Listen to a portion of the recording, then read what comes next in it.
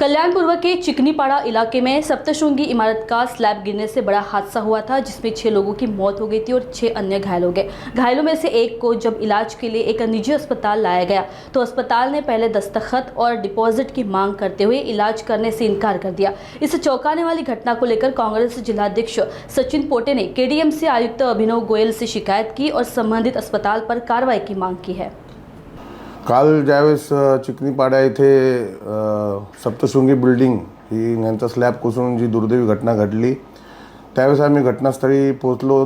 त्यानंतर प्रशासनाचे ward officer नंतर फायर ब्रिगेड वगैरे आल्यानंतर ज्यावेळेस जखमींना बाहेर काढत होते त्यावेळेस या घटनेमध्ये एक लहान मुलीचा जो दुर्दैवी मृत्यू झाला, तिच्या वडिलांचा असा आरोप होता, तिथे ते ओरडत होते की माझ्या भावाला, त्यांचा एक भाऊ देखील जखमी होता, त्यांना गेल्यानंतर हॉस्पिटलमध्ये घेतलं नाही आणि सही मागितली, डिपॉझिट मागितलं, असा तो तिथे तक्रारी करत होता।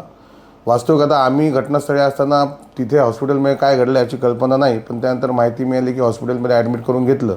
परंतु जर काही हॉस्पिटल्सनी अशा प्रकारे जर दुर्घटनेमध्ये आलेल्या नागरिकांना घेण्यासाठी जर विलंब केला असेल किंवा घेतलं नसेल तर ही अतिशय खेदजनक गोष्ट आहे।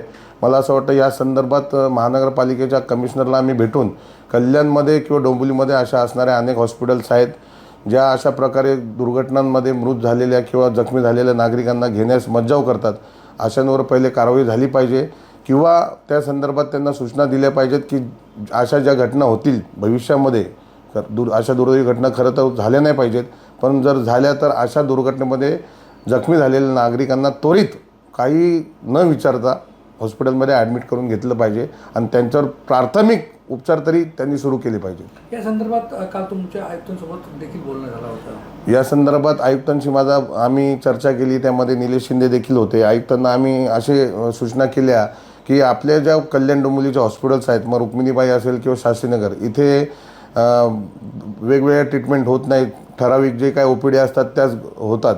त्यामुळे कल्याणमध्ये डोंबिवलीमध्ये असणारे अनेक जे प्रायव्हेट हॉस्पिटल आहेत त्यांच्याशी टायअप करून घ्यावं आणि अशा प्रकारच्या ज्यावेळेस घटना घडतात, दुर्दैवी घटना होतात, त्यावेळेस त्या हॉस्पिटलमध्ये त्वरित त्यांचे नंबर नागरिकांकडे, म्हणजे त्या प्रकारे ती जागरूकता करून ते नंबर नागरिकांकडे असायला पाहिजेत आणि लगेच ॲम्ब्युलन्स येऊन त्या हॉस्पिटलमध्ये टायअप केले, तिथे जखमींना घेऊन त्यांच्यावर उपचार केले पाहिजेत, अशी आपण त्यांना काल सूचना केली। त्यांनी ती मान्य देखील केली आणि या संदर्भात आम्ही त्यांची भेट देखील घेणार आहोत।